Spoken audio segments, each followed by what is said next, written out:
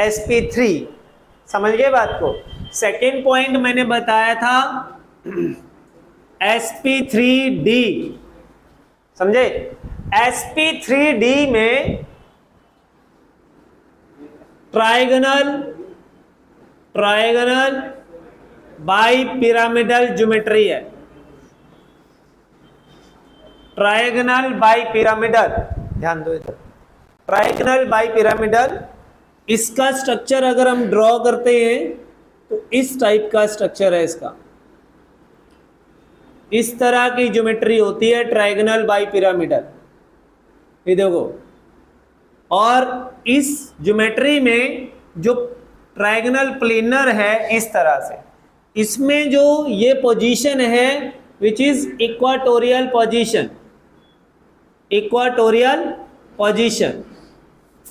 और जो हमारे पास इस ज्योमेट्री के अंदर जो अपोजिट है, एक इस साइड से एक इस साइड से, वो पोजीशन कौन सी पोजीशन है? Axial position, which is the axial position.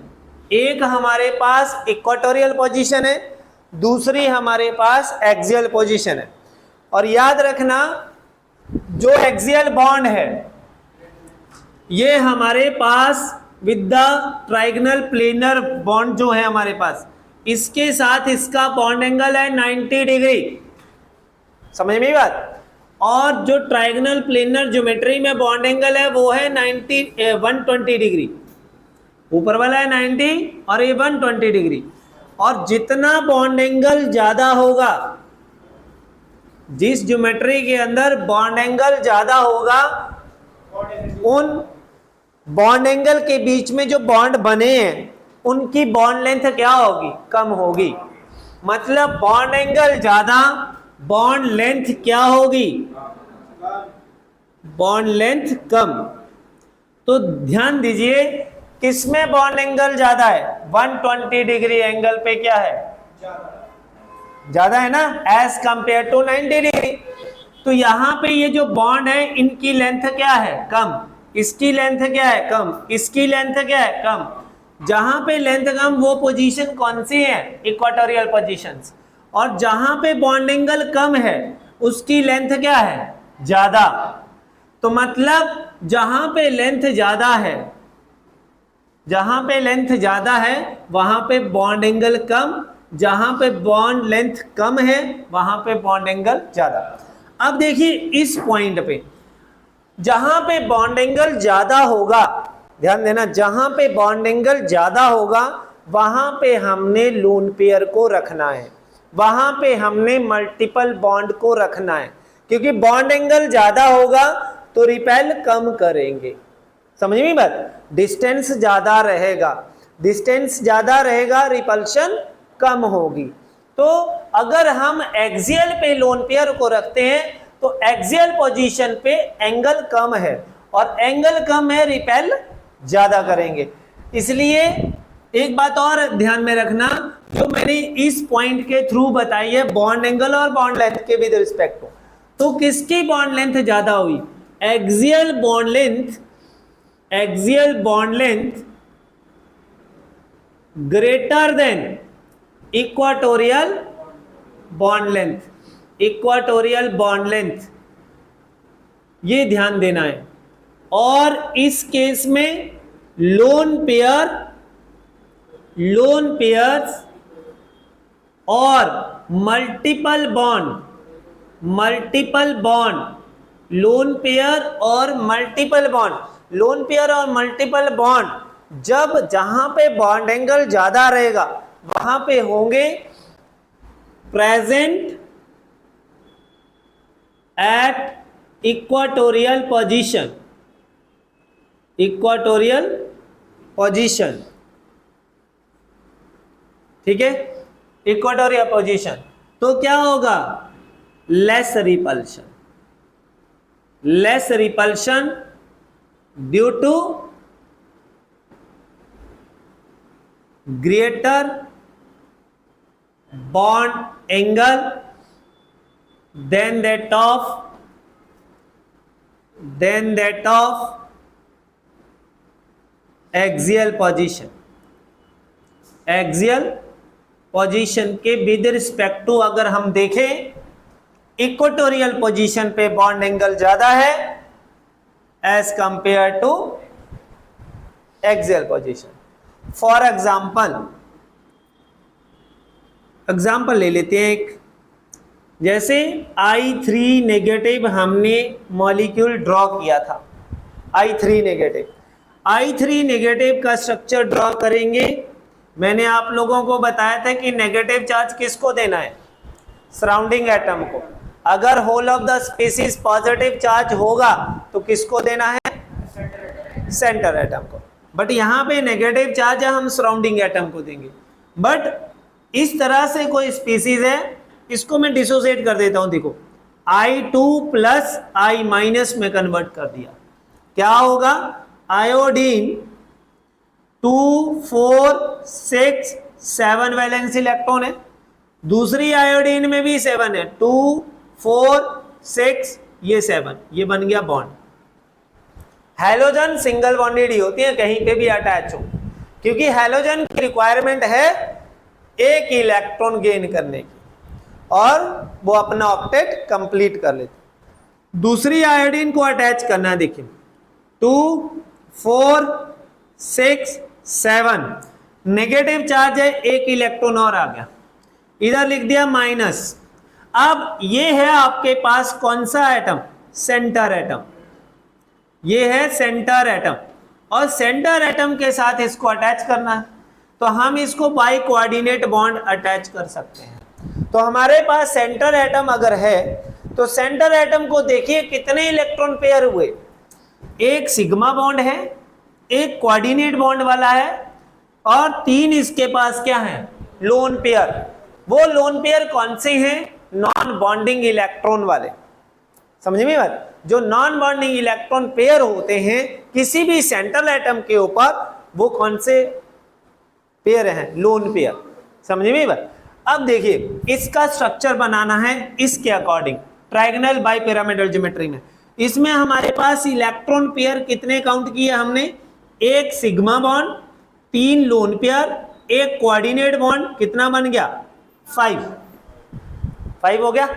अब इसमें ड्रॉ करना है, कितने लोन पेयर नजर आ रहे हैं, 3 लोन पेयर को कहां रखना है, इक्वेटोरियल पोजीशन, पहले क्लियर कर दिया। तो मैंने डायग्राम बनाई, देखो लोन पेयर रखे हमने इस तरह से, लोब्स बनानी है, ये रख दिए पेयर इस तरह से, और एक पेयर हमने ये रखा, दूसरा पेयर हमने ये रख दिया, तीसरा पेयर आयोडीन के साथ ये है, और एक हमने यहां पे रख दिया, ठीक। और होल ऑफ द चार्ज क्या है, -1, ऐसे लिखना पड़ेगा। अब देखो यहां पे आपके पास लोन पेयर रिपल्शन कम है, क्योंकि इस पॉइंट पे बॉन्ड एंगल 120 डिग्री है, यहां पे आपके पास बॉन्ड एंगल 90 डिग्री है। ये मॉलिक्यूल ज्यादा स्टेबल हुआ, क्यों, क्योंकि बॉन्ड एंगल जितना ज्यादा उतनी रिपल्शन कम होगी।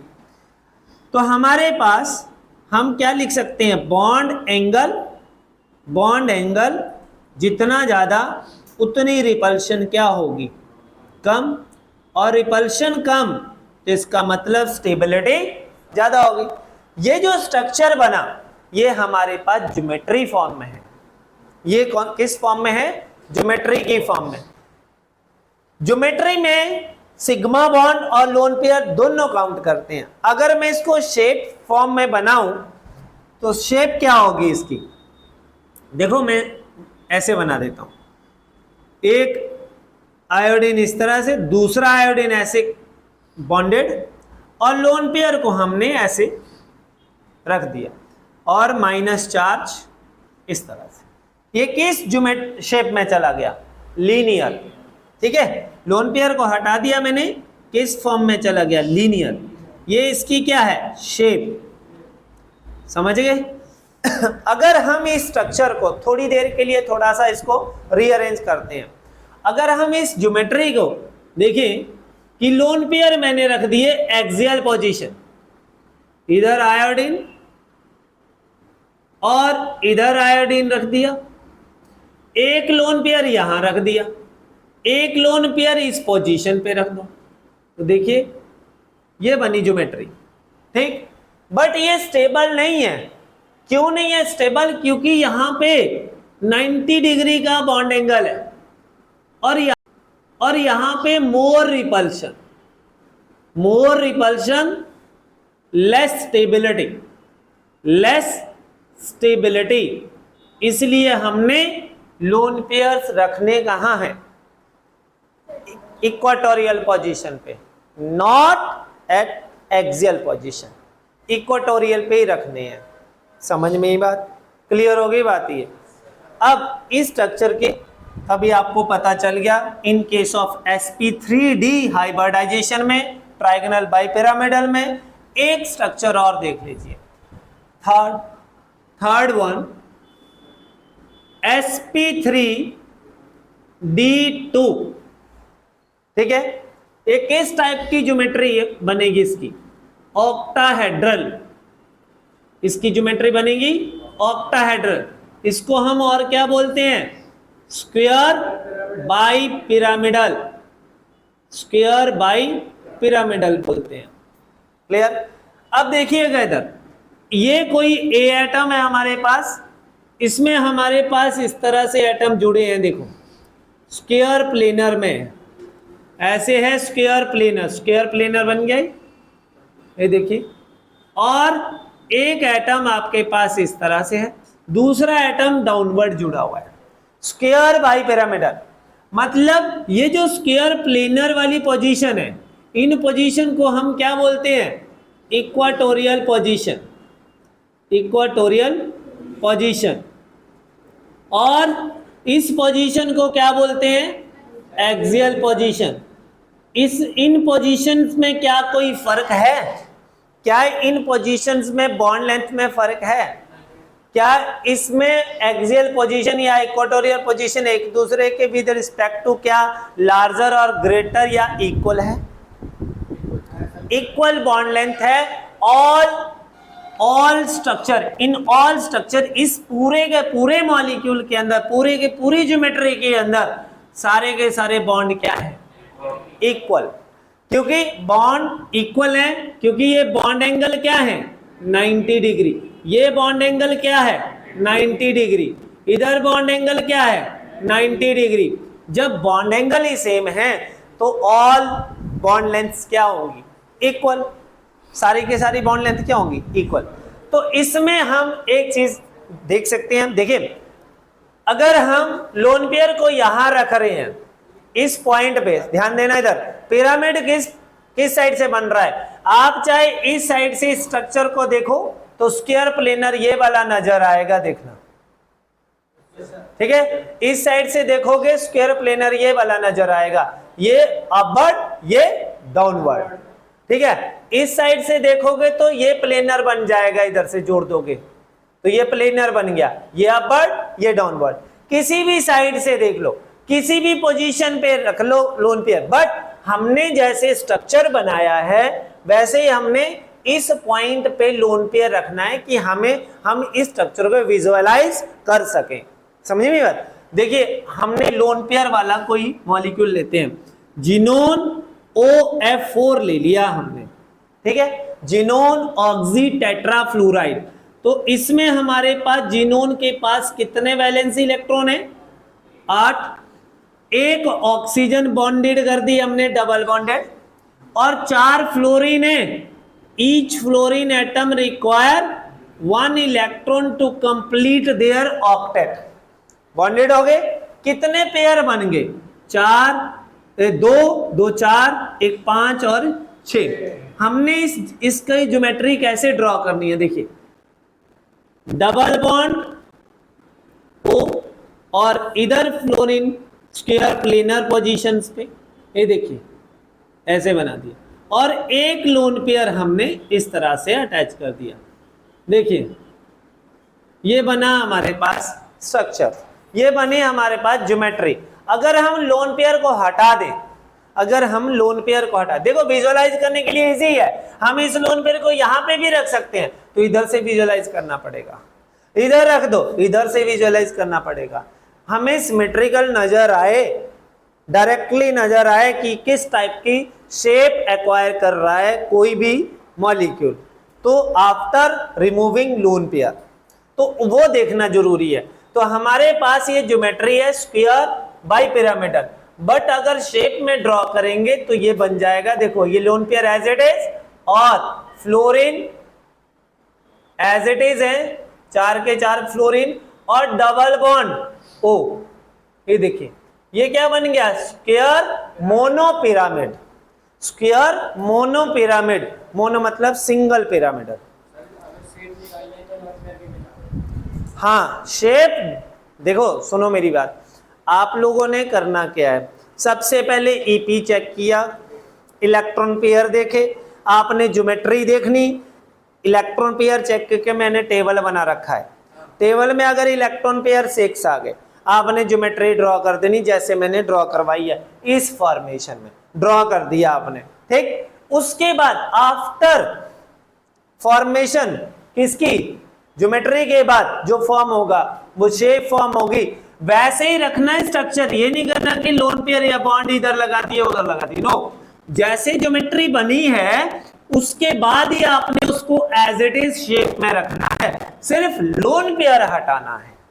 शेप में लोन पेयर नहीं होगा, हाँ शेप में लोन पेयर नहीं होगा, लोन पेयर शेप में काउंट नहीं करते हैं, शेप ज्योमेट्री के बाद शेप में ड्रॉ करना है। ये नहीं करोगे कि आपने ज्योमेट्री तो बना दी, शेप आपने इसको चेंज कर दिया, जहां फ्लोरीन था वहां नहीं रखा उसको चेंज कर दिया, नो, ज्योमेट्री में जहां पे रखा है, जहां पे पोजीशन उनको मिली है उसी फॉर्म में आपने शेप में कन्वर्ट करना है, क्योंकि जब तक आपको ये ज्योमेट्री बनाने नहीं आएगी तो आगे वाला जो कॉन्सेप्ट है डाइपोल मोमेंट का वो पता नहीं चलेगा, पोलर नॉन पोलर कंसीडर नहीं कर पाओगे आप, इसलिए इन चीजों को क्लियर करना मोस्ट इंपॉर्टेंट।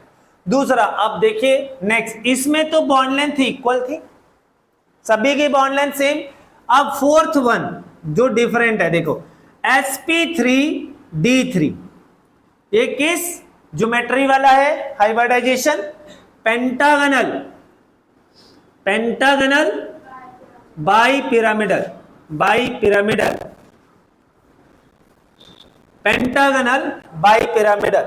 अब पेंटागनल बाई पिरामिडल में क्या है, सुनिएगा ध्यान से, हमारे पास पेंटागनल रिंग बनेगी, देखो ऐसे हमने पेंटागनल रिंग बना दी, एक इस फॉर्मेशन में बना दी, इसके सेंटर पॉइंट पे कोई सेंटर एटम होगा यहाँ पे, और ये एटम हमारे पास इस तरह से 5 एटम के साथ यहाँ पे बॉन्डेड है, ये देखिए ऐसे बॉन्डेड है, और 2 एटम ऐसे एक अपवर्ड डायरेक्शन में एक डाउनवर्ड डायरेक्शन में अटैच है, क्लियर। देखो ये वाला जो पॉइंट है इसको इन 5 पॉइंट से अटैच कर दोगे तो 5 बॉन्ड वाला पिरामिड बनेगा, 5 बॉन्ड वाला ऊपर से बनेगा, 5 बॉन्ड वाला नीचे से, तो 2 पिरामिड होंगे, pentagonal by means 2 pyramid, pentagonal bipyramidal. अब देखो जो पेंटागनल रिंग में बॉन्ड एंगल है वो हमारे पास है 72 डिग्री, जो हमारे पास अपवर्ड है, एक अपवर्ड है ऐसे, एक डाउनवर्ड बॉन्ड है, वो पेंटागन रिंग के विद रिस्पेक्ट टू कितने डिग्री का है, 90 डिग्री। अब कॉन्सेप्ट आ गया इस वाली ज्योमेट्री की तरह, इस वाले कॉन्सेप्ट की तरह, ठीक, कि जहां पे बॉन्ड एंगल ज्यादा है वहां पे बॉन्ड लेंथ क्या होगी, बॉन्ड एंगल ज्यादा बॉन्ड लेंथ कम, जहां पे बॉन्ड एंगल कम होगा बॉन्ड लेंथ बढ़ेगी, ठीक। अब बॉन्ड एंगल कम बॉन्ड लेंथ ज्यादा, बॉन्ड एंगल ज्यादा बॉन्ड लेंथ कम, ठीक है, जहां पे बॉन्ड एंगल ज्यादा है वहां पे बॉन्ड लेंथ क्या है, कम है। अब देखो इस केस में ये जो पोजीशन है इसमें भी क्या है, एक्सियल पोजीशन, एक्सियल पोजीशन, और ये जो पोजीशंस है जो पेंटागन रिंग में है वो कौन सी पोजीशन है, इक्वाटोरियल पोजीशन, इक्वाटोरियल पोजीशन। इस केस में मुझे बताइए कौन सी बॉन्ड लेंथ सबसे ज्यादा है, इसमें equatorial bond length greater than that of axial, इसमें एक्सियल थी उसमें कौन सी है, equatorial, equatorial bond length greater than axial bond length. समझ गए क्वेश्चन को? अगर इस टाइप का कोई क्वेश्चन आ जाए, आपसे बॉन्ड एंगल के विद रिस्पेक्ट टू कोई टर्म पूछी जाए, तो आप आंसर कर पाएंगे। ठीक है, इस तरह से आपने ये क्वेश्चन सॉल्व करने हैं। समझे? क्लियर हो गई बात सभी को? इसमें किसी को कोई डाउट? क्लियर हो गया? तो इस पूरे को लिख लीजिए, उसके बाद हम नेक्स्ट टॉपिक पे चलेंगे।